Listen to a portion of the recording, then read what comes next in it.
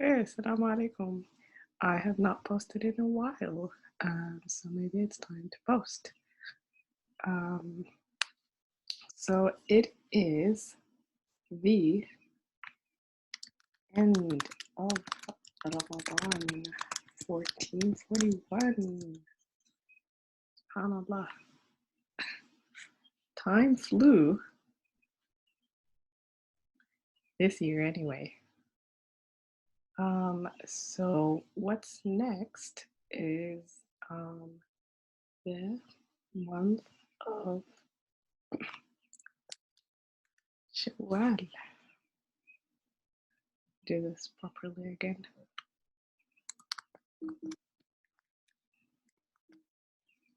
Okay, obviously it's not gonna work. Okay, so let's use different colors.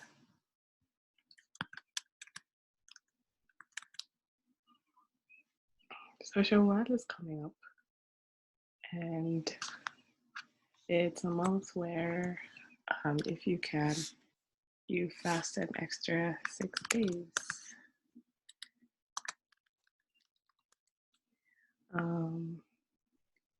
And don't think you have to fast it like in a straight like row. Like you can fast um,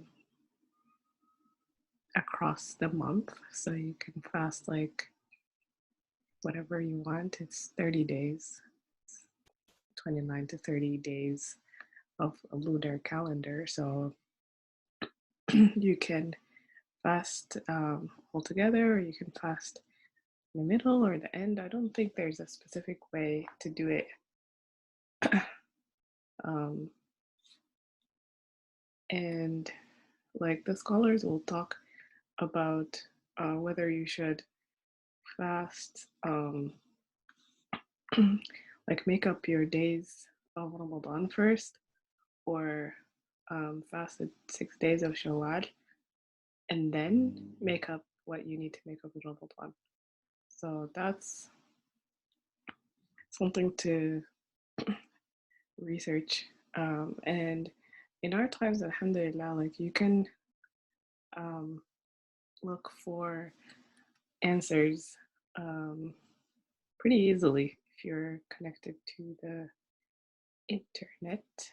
Um, so one website that's still kind of running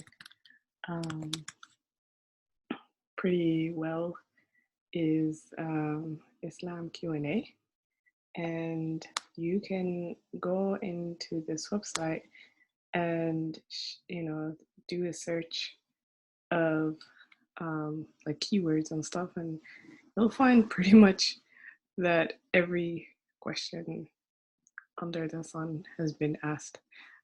If like your question is specific and you can't find the answer to it, then they have like times and slots where you can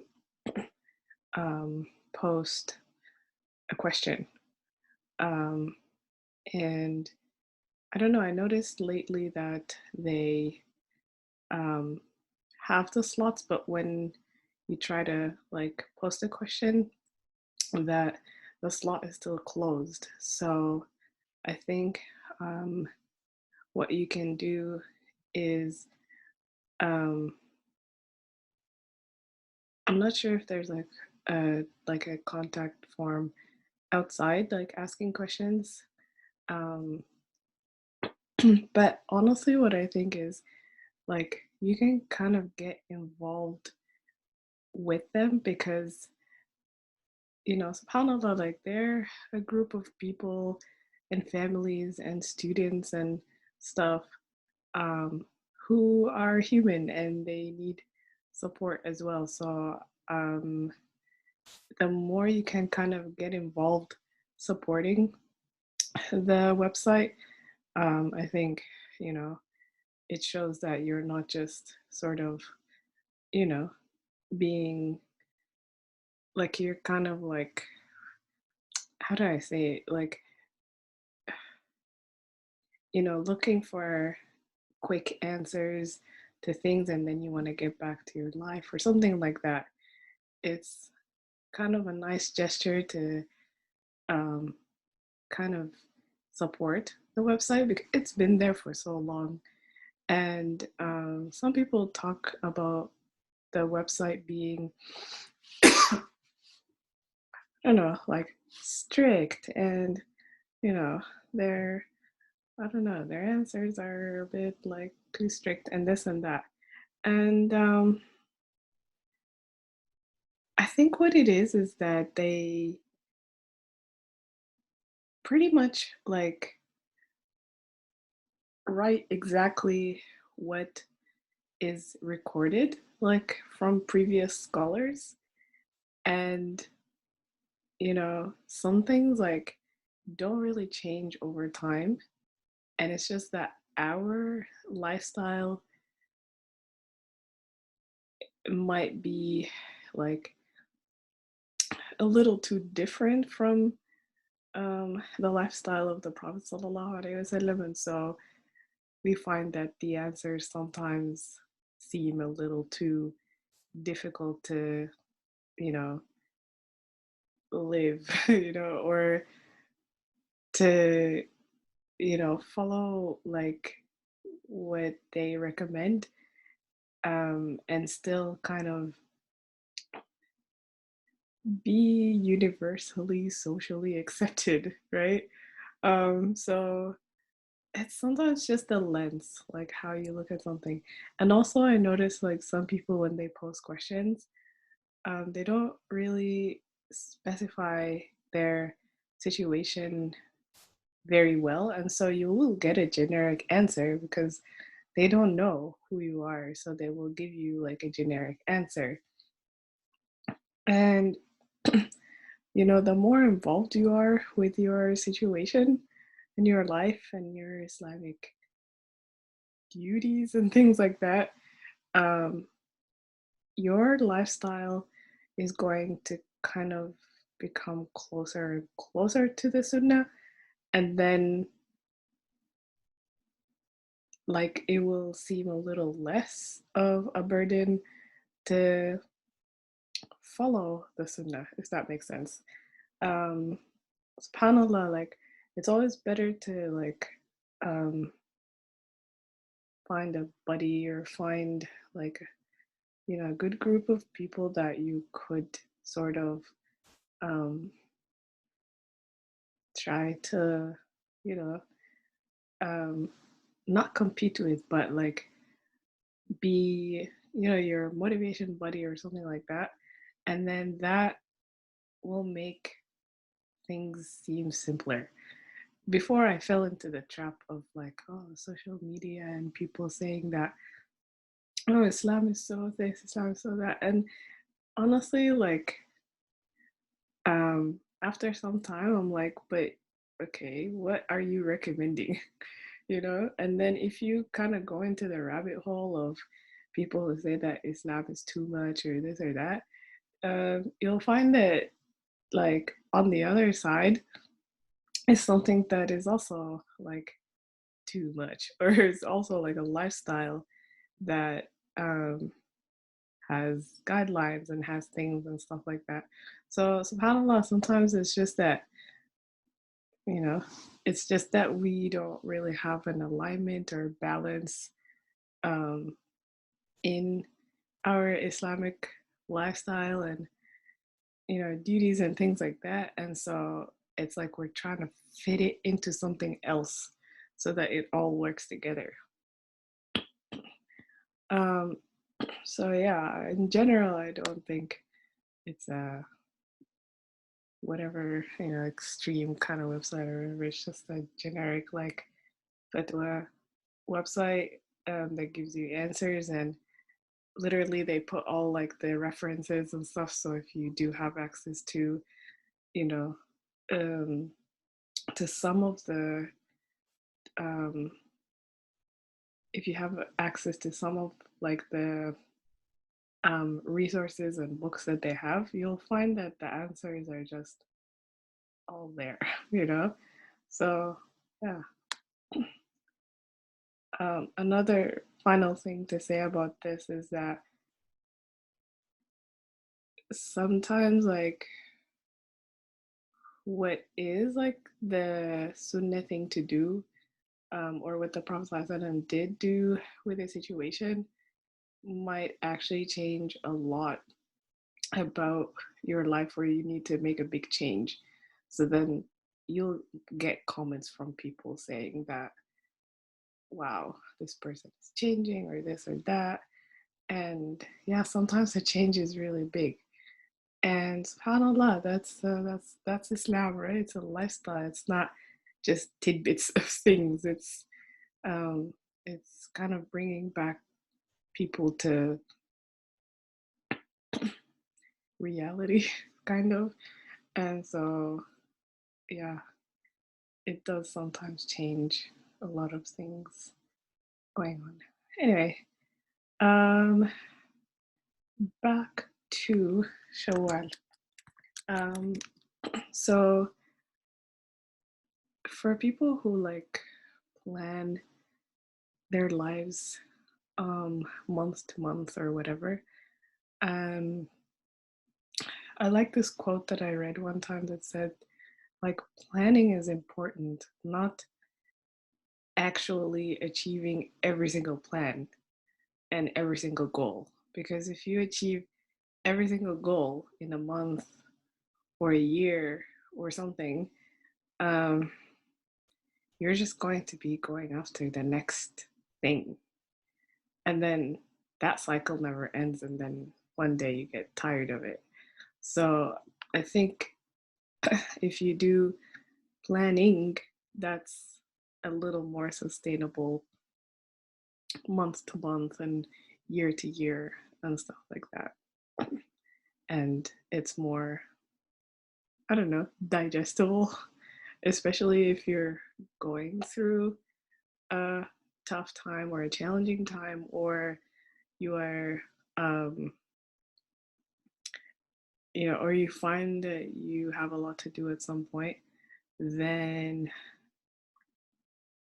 like achieving every single plan and goal is a little too much. Um, so it's good to chop things down and say, well, okay, so this is Shawwal, I just finished Ramadan, and it's maybe just a time to, get back to having more meals in the day, right? Because you're having suhoor and you're having iftar. And so now it's back to, inshallah, like having a breakfast, right? So that can be a goal, right? Before I'm like, oh my God, you always have to have big goals. No, this can be the goal, right? The goal can be to get back to, you know, get put it like this. So like Shawwal goals, right? Would be like back to breakfast, and this means a lot. Like this means, that your grocery stuff is going to change, or your, um, I don't know, the time when you do everything is going to change. So instead of saying, okay, I'm finished with Ramadan and my Shawwal goal is to like put Ramadan behind me and get back to everything that was, you know, before Ramadan. But really, it's like you can't go back in time. Like you can go back in time and recycle things, but you can't really go back after you've experienced a whole month, like, and a whole month of Ramadan and a whole month of change and all of this stuff. And so Shawwal goals can be literally like, instead of saying go back to normal, go back to your normal schedule, you're just going back to breakfast, And if you can get through that in Shawwal, you know, then the next month, let's put that here.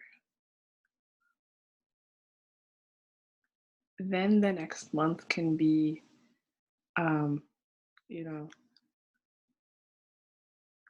like okay, new goal, right? Like Shawwal will be after the Shawwal will be the Qa'dah, right? And so in the Qa'dah you can have your new goal. I don't think after Ramadan right away you want to completely open a new page. I say keep the Ramadan page open. And then that way, what you're doing is instead of, there's 12 months in a year, both in the um, like Hijri calendar and the Gregorian calendar, there's 12 months. Instead of like go, go, go, go, go, go, go, and like goals, goals, goals, goals, goals, like that, I think what would be better is like, okay, my goal for the next 2, 3 months is this. So for the Qa'dah, your new goal, you know, we don't, subhanAllah, like I like how the Islamic calendar kind of has the it already kind of lays for you like what to think about, what to plan for, and stuff like that. Because after the Qa'dah is the Hijjah and it's the time for Hajj. Yeah. So you want your new goal to have something to do with Hajj, you know, and you can start maybe reading about Hajj or, you know, maybe making a list of just knowing what the rituals are of the pilgrimage and stuff. And so you're kind of in sync with, the Muslim community. And subhanallah, like you never know. Like it might be the year that you'll go to Hajj, maybe you'll go the next year. Whatever it is, it's partially qadar, like it's partially like destiny and like, something that's written already, like when you're going to go. But also like if you haven't gone yet, then that's something to think about, that your maybe your planning part has something missing in it, you know. Maybe you got all the way to, I don't know, maybe you got all the way to like Jeddah or something and you still couldn't go to Hajj, or do Umrah or something. And subhanAllah, maybe it's just that, you know, the planning is not complete. And the more you know about Hajj and like how you prepare for it and all of the stuff, then you'll be able to, inshallah, make it more realistic, you know? I remember meeting some man who was standing in front of me in an airport one time, and um, subhanAllah, he said he's going to Hajj, and he's like, subhanAllah, it's my year, it's like it's Allah has written it for me this year. So I was like, that's so cool how it's like the person right in front of me who is, selected to go to Hajj that year. I don't remember where I was going, but anyway, yeah, so that was cool. Um, I think we'll stop here for this video, um, and try to like just digest this part of the year. So we have end of Ramadan, going into Shawwal. I skipped talking about Eid. Maybe I'll talk about this very quickly before I end the video. And talked about how to do like the 6 days of Shawwal. If you're not sure, could check Islam Q&A. And for Shawwal goals, like I said, you don't want to just bring back every single thing. Maybe just the breakfast part. Like try to I don't know, find a way to take the month to come back to breakfast. And that is pretty cool because you don't have to do it all in one day. Like, take your time building habits. I wish someone told me this before, so I'm saying it now. Anyways, uh, okay, so here we are. So let's use this because it's a happy time. So read 1441. Yay. Um, so make this bigger to signify its specialness. Okay, so it's Eid al-Fitr. It's the first Eid, the one after Ramadan. And so there are some things that are um, prescribed to do, and then there are things that it's up to you and your community how you celebrate. Um, you know, everyone's different. Um, so yeah, first, like families give like the stipulated um, charity. You give the charity first, and then you go ahead with the day and do your thing, celebrate. Um, well, this Ramadan or this Eid has come at a time where there's a pandemic, or the pandemic came at this time where there's Eid. Anyway, they coincided with each other. Does this mean that there's no Eid? Do we cancel Eid? Do we cancel Salat al Eid? Do we not dress up? you know, what do we do? And I'd say you wanna go back to Islam Q&A. I think they are pretty up to date with um, pandemic time, and they kind of know what's going on and they see what's going on. So there are ahkam, and there are things that they are talking about inside the website about things and about the Eid prayer and about what to do, what to feel, you know.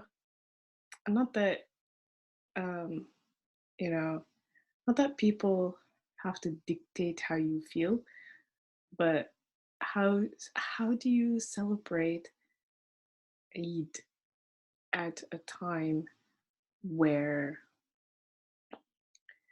a lot of people are suffering, right? So that's